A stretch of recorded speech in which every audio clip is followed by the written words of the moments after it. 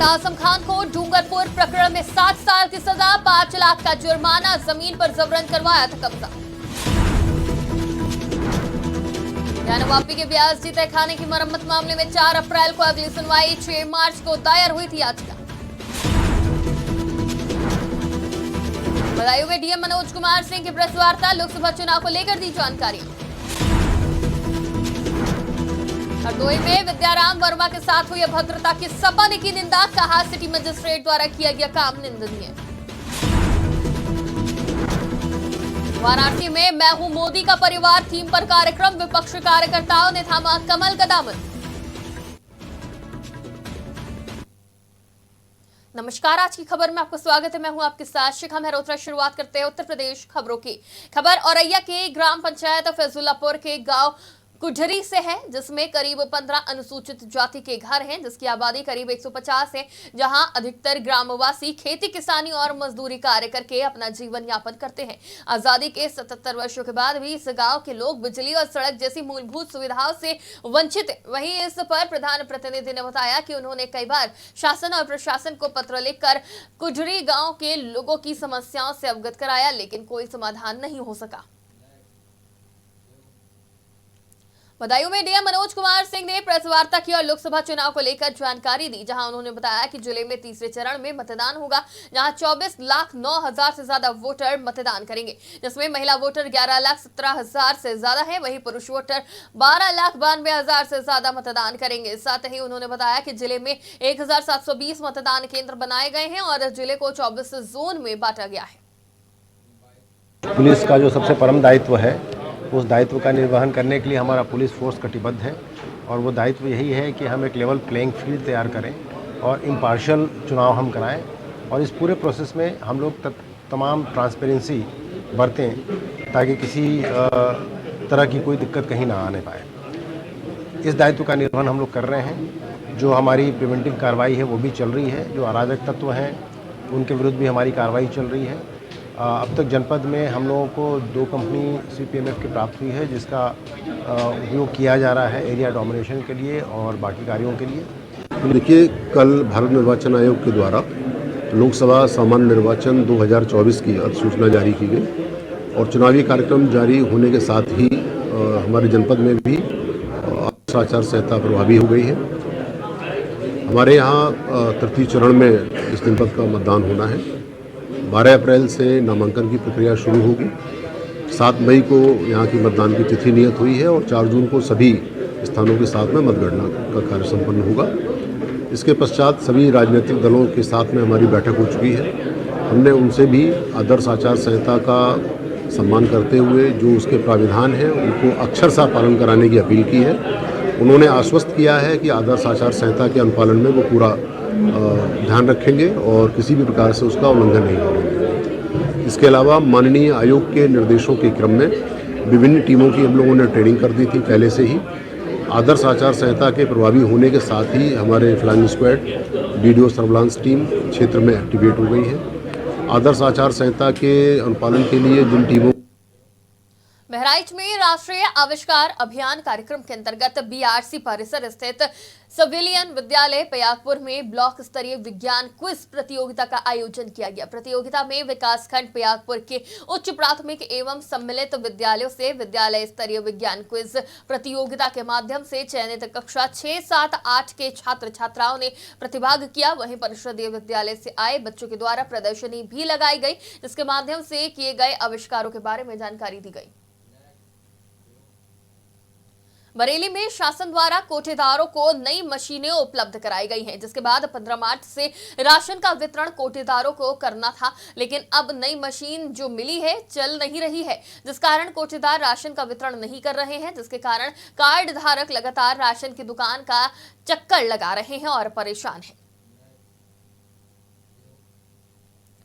बिजनौर में आरएलडी उम्मीदवार ने यातायात नियमों की जमकर धज्जियां उड़ाई, जहां आचार संहिता लगने के बाद एसडीएम और पुलिस के सामने हूटर बजाकर आरएलडी उम्मीदवार चंदन चौहान की गाड़ियों का काफिला निकल रहा था। इस दौरान अफसरों ने उनकी गाड़ी रोकने का प्रयास किया। वहीं अब चंदन चौहान का हूटर बजाने का वीडियो सोशल मीडिया पर जमकर वायरल हो रहा है। फिलहाल हूटर बजने का वीडियो वायरल होने पर एसपी ने कार्रवाई की है, जिसके बाद एसपी ने आदेश पर ट्रैफिक पुलिस ने आरएलडी उम्मीदवार की गाड़ी का हूटर उतारा।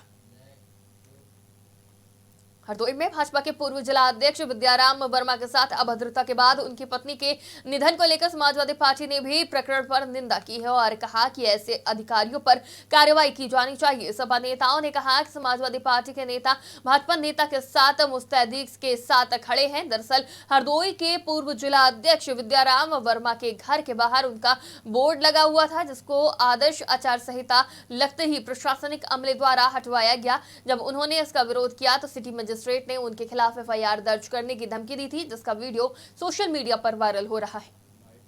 चुनाव आचार संहिता के नाम पर जिस तरीके से अधिकारियों ने भय और आतंक का माहौल बना लिया है, ना उम्र का इतना लगी है, उसको ऐसे मान लिया है कि जैसे इमरजेंसी हो गई हो, मृत्यु हो गई, उसकी भरपाई कौन करेगा। मेरा ये मानना है कि दो कारण हो सकते हैं। या तो जनपद के अधिकारी प्रशासनिक खुद पीड़ित हैं, जिससे वो अवसादग्रस्त हैं या मानसिक विक्षिप्त हो गए हैं और अपनी कुंठा और पीड़ा आम नागरिक पर, राजनीतिक व्यक्तियों पर निकाल रहे हैं। हरदोई में भाजपा के पूर्व जिला अध्यक्ष विद्याराम वर्मा की पत्नी की मौत के बाद भाजपा नेताओं में सिटी मजिस्ट्रेट के कृत्य को लेकर आक्रोश व्याप्त हो गया है और सांसद के साथ भाजपा नेता धरने पर बैठ गए हैं। जहां भाजपा नेताओं ने सिटी मजिस्ट्रेट पर एफआईआर की मांग करी है, जिसके बाद एडीएम समेत अन्य अधिकारी मौके पर पहुंचे और जांच कर कार्रवाई का भरोसा दिलाया। जिसके बाद पूर्व जिला अध्यक्ष की पत्नी को अंतिम संस्कार के लिए ले जाया गया। उनके घर की नेम प्लेट तक उखाड़ी, जिसके चलते हॉट टॉक हुई और उनकी पत्नी का इस वजह से हार्ट अटैक आने की वजह से मृत्यु हो गई। उसके चलते हम लोगों ने मांग की कम से कम प्रशासन अपनी गलती के लिए माफी तो मांगे। यहाँ माफी मांगना तो दूर, एसडीएम साहब आए डायलॉग के लिए। उन्होंने कहा कि जो कार्रवाई हुई है मीडिया के सामने वो एमसीसी की पालना के तहत हुई है। दुर्भाग्य ये है कि डीएम साहब को ये नहीं पता कि अपने अधिकारियों को पहले मॉडल कोड ऑफ कंडक्ट की जानकारी देना जरूरी है और इसके लिए डीएम को कम से कम आके माफी मांगनी चाहिए और अपने अधिकारियों के साथ बैठक लेके उनको संज्ञान दिलाना चाहिए कि एमसीसी है क्या। उनके ये देखिए, लोकसभा सामान्य निर्वाचन 2024 की घोषणा होने पर 16 मार्च से एमसीसी लागू हो गई, जिसके क्रम में होर्डिंग बैनर आदि हटाए जा रहे थे उसमें नगर पालिका द्वारा। उसी में एक हमारे पूर्व जिलाध्यक्ष जी हैं, उनका आवास का बोर्ड लगा हुआ था, उसको भी हटा दिया गया नगर पालिका द्वारा, तो जिसमें इनके द्वारा कहा गया कि इसको वापस लगा दिया जाए। और दुर्भाग्यपूर्ण रहा कि अगले दिन इनकी पत्नी का देहांत हो गया और आज सभी लोग इकट्ठा थे इसी प्रकरण को लेकर कि बोर्ड वापस लगवा दिया जाए और सिटी मजिस्ट्रेट जो उस समय एमसीसी की कार्रवाई कर रहे थे उन पे कार्रवाई के लिए आप लोग ने कहा है और इसमें से हम लोग जांच करेंगे प्रकरण की और अगर कोई दोषी पाया जा रहा है तो तत्काल उस पर कार्रवाई आज शाम तक। कौशाम्बी में राजकीय हाई स्कूल मेहगांव वाराणसी के शिक्षक धर्मेंद्र कुमार की रविवार को मुख्य आरक्षी चंद्र प्रकाश ने गोली मारकर नृशंस हत्या कर दी। घटना से आक्रोशित औसा चौराहे पर माध्यमिक शिक्षक संघ ठकराई गुट कौशाम्बी के शिक्षकों ने प्रयागराज से चित्रकूट मार्ग को 1 घंटे के लिए जाम रखा। शिक्षकों द्वारा जाम करने की सूचना पर मंझनपुर कोतवाली पुलिस मौके पर पहुंची। काफी समझाने का प्रयास किया गया, लेकिन डीएम और एसपी को बुलाने की मांग पर सभी अड़े रहे थे। गुस्साए शिक्षकों ने पुलिस के खिलाफ भी जमकर नारेबाजी की। सूचना मिलने के काफी देर बाद मंझनपुर एसडीएम आकाश सिंह पहुंचे। काफी समझाने के बाद शिक्षकों ने ज्ञापन देकर जाम खत्म किया। प्रयागराज के सराय मरीज थाना क्षेत्र के संसारीपुर गांव में विगत 8 मार्च को एक युवक की लाश लहूलुहान अवस्था में घर के सामने मिली थी, जहां सूचना पर पहुंची पुलिस ने लाश को कब्जे में लेने से इनकार करते हुए अपना पल्ला झाड़ लिया। वहीं मामले में मृतक के पिता ने हत्या की आशंका जताते हुए ग्रामीणों के साथ पुलिस के खिलाफ जमकर नारेबाजी की और मुकदमा लिखे जाने की मांग करते हुए सीएम योगी से न्याय की गुहार लगाई है। हमारे बच्चे को मार के 100 ले गए नाली में फेंक कर। वही लोग कहे कि बच्चा तुम्हारा वहाँ है, जाकर देखो। सो वहाँ हम जब लोग गए यहाँ जन लोग तो वहाँ बच्चा मिला, 100 मिला। सर उसके 100 पे अंडरवियर नहीं था और पैंट था, तो उसके लेकर हम लोग शक में हुए तो बिस्तर देखा गया तो उस बिस्तर पे उस पर खून भी गिरा है सर।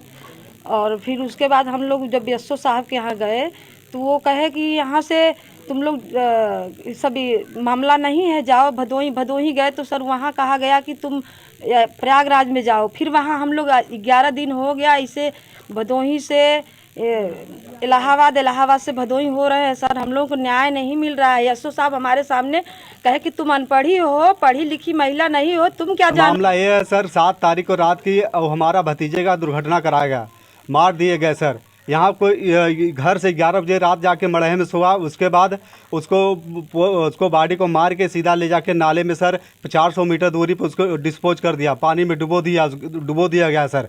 और उसके अंडरवियर भी उसका निकाल के पश्चिम साइड छोर पे फेंक दिया गया सर।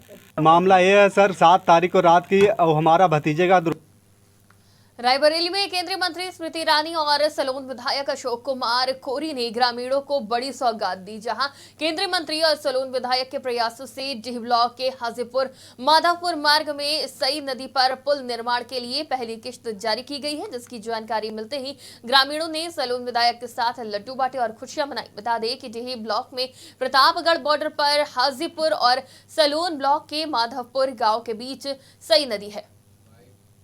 मैं फिर से उसको यहाँ पर रखना चाहूंगा महोदया।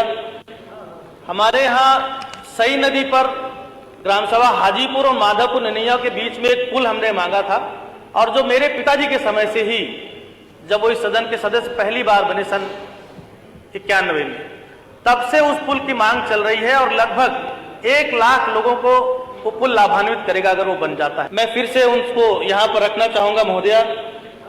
हमारे यहाँ सई नदी पर ग्राम सभा हाजीपुर और माधवपुर नैया के बीच में एक पुल हमने मांगा था। सीतापुर में पूर्व ब्लॉक प्रमुख प्रवीण सिंह ने बीजेपी का दामन थाम लिया है। इतना ही नहीं, प्रवीण सिंह के साथ रामगढ़ प्रधान समेत कई प्रधान और सैकड़ों बीडीसी सदस्य भी बीजेपी में शामिल हुए हैं, जहां सांसद अशोक रावत और विधायक रामकृष्ण भार्गव ने सदस्यता दिलाई। इस दौरान प्रवीण सिंह के साथ उनके हजारों समर्थक ने भी बीजेपी का दामन थामा। सोनभद्र का मकरा सेंदुर गांव ये एक ऐसा गांव है जो वर्षों से अपने विकास की बाट जो रहा है। यहाँ के लोग लगभग सभी मूलभूत सुविधाओं से वंचित हैं। वहाँ के लोगों का कहना है कि ये समस्या 1960 से लगातार बनी हुई है। इतना ही नहीं, यहाँ 112 और 108 की सेवाएं भी फेल नजर आती हैं। इनकी सेवाएं लेने के लिए भी इन्हें अपने घरों से लगभग 2 किलोमीटर दूर का सफर करना पड़ता है। सन 60 से यहाँ का पानी का दिक्कत है। यहाँ हमेशा दोनों टाइम डैम से अभी सब ना जंगल का कचरा जो गाय भैंस मरता है, हर चीज़ का कचरा जो आता है सब उसी नदी में आता है और वही पानी लोग पीते हैं। हमेशा बीमारी है, कौन सा कोई खुशहाल नहीं है, यहाँ हमेशा बीमारी है। सन 60 बीजेपी की ओर से देश में 400 से ज्यादा सीटों पर कमल खिलाने के लक्ष्य को लेकर चुनावी शंखनाद किया जा चुका है और काशी से प्रधानमंत्री नरेंद्र मोदी को 10 लाख से ज्यादा मतों से विजयी बनाने के लिए कार्यकर्ताओं ने तैयारी शुरू कर दी है। जहां काशी क्षेत्र के कार्यालय पर आयोजित कार्यक्रम में काशी क्षेत्र के अध्यक्षों के सामने गैर बीजेपी पार्टियों के पूर्व विधायक समेत हजारों कार्यकर्ताओं ने कमल का दामन थामा। वहीं इस दौरान मैं हूं मोदी का परिवार के थीम पर आयोजित कार्यक्रम में कार्यकर्ताओं ने हुंकार भरते हुए पीएम मोदी को परिवार का सदस्य बताते हुए जिताने का संकल्प लिया। सर्वर डाउन की समस्या से परेशान बहराइच के कोठेदारों ने जिला मुख्यालय सहित जिले के समस्त तहसीलों में संबंधित अधिकारियों को ज्ञापन सौंपा। कोठेदारों ने बताया कि जब से गवर्नमेंट ने यहां नई तौल मशीन हम लोगों के लिए उपलब्ध कराई है, तब से सर्वर की समस्या से हमें राशन वितरण करने में काफी समस्या उठानी पड़ रही है। इसी क्रम में तेजवापुर विकास खंड के कोठेदार संघ अध्यक्षों ने अपने समर्थकों के साथ जिलाधिकारी कार्यालय पहुंचकर ज्ञापन सौंपा। वहीं उप जिलाधिकारी पयागपुर को तहसील के दर्जनों कोठेदारों ने प्रदीप त्रिपाठी के नेतृत्व में ज्ञापन सौंपा, जहां पर उप जिलाधिकारी पयागपुर ने बताया कि कोठेदारों की समस्या के बारे में उच्चाधिकारियों को सूचित कर समस्या का निदान कराया जाएगा। हमारे यहाँ वेइंग मशीन लगाई गई है। वेइंग मशीन के माध्यम से हम लोग 4 दिनों से खाद्यान्न वितरण करते थे, लेकिन दिन भर हम अपनी दुकानों को खोल करके बैठे रहते हैं, सर्वर नहीं रहता है। और सर्वर यदि आता है, हम लाभार्थी का फिंगर लगाते हैं, ऑनलाइन ट्रांजैक्शन होता है, ट्रांजैक्शन के बाद तत्काल लाभार्थी को खाद्यान्न मुहैया करा देते हैं। उसके बाद वो खाद्यान्न हमारी मशीन से कम नहीं होता है, वो ज्यों का त्यों बना रहता है। ये सबसे बड़ा हमारी तहसील के करीब 25-30 कोठेदार आज यहाँ पर आए थे, तो इनका ये कहना था कि जो नई मशीन मिली हुई है उसमें नेटवर्क इशू होने के कारण पर्ची ठीक से निकलती नहीं है और हमेशा जो कार्डों का वितरण हो पा रहा है वो समय से हो नहीं पा रहा है, कोई विलम्ब लग रहा है। इसके निदान के लिए उन्होंने एक दे रखा है ज्ञापन, इसको मैं ऊपर डीएसओ को भेजूंगा। ये हमारी तहसील के करीब 25-30 कोठेदार आज यहाँ पर आए थे। ज्ञानवापी प्रकरण में जन उद्घोष सेवा संस्थान द्वारा नंदीजी महाराज विराजमान की तरफ से फाइल मुकदमे में व्यास जी के तहखाने की मरम्मत कराए जाने और तलगृह की छत पर नमाजियों के जाने पर रोक लगाने को लेकर 6 मार्च को सिविल जज सीनियर डिवीजन की अदालत में दिए गए प्रार्थना पत्र पर आज सुनवाई हुई, जिसमें विपक्षी अंजुमन इंतजामिया मस्जिद कमेटी ने अपना ऑब्जर्वेशन फाइल किया है। सुनवाई की अगली तारीख 4 अप्रैल निर्धारित की गई है। दायर याचिका में बताया गया है कि तहखाने की छत बहुत कमजोर और जर्जर है और नमाजियों द्वारा छत के ऊपर जाकर चहलकदमी करने या नमाज पढ़ने से छत को नुकसान पहुंच रहा है। तहखाने के अंदर पूजा करने वाले पुजारियों के बगल में पिछले दिनों छत से टूटकर एक पत्थर आ गिरा था, जिससे उनकी जान माल का खतरा लगातार बना हुआ है। तैयारी का आप देख रहे हैं कि कितना जलवा मोदी जी के क्षेत्र में लोनिया में विधानसभा में है, और आज जो है मोदी जी की जो विकास की गारंटी है और अपने जो सब टूट करा रहे हैं, अभी 2 महीना का समय जो निर्वाचन आयोग ने दे दिया, उसके लिए बहुत बहुत निर्वाचन आयोग को बधाई कि और बृहद तैयारी करके 10 लाख का जो टारगेट रखे हैं हम लोग उसको 12 लाख कर दें। और यहाँ पर जो भी लड़े उसे तो अभी हम लोग कोशिश करेंगे, लेकिन लोकतंत्र में सब लोग लड़ सकते हैं। आपने देखा है कि हर समाज के लोग, हर पार्टी के लोग। उत्तर प्रदेश की खबरों में फिलहाल इतना ही। देश और दुनिया की तमाम खबरों के लिए देखते रहिए आज की खबर।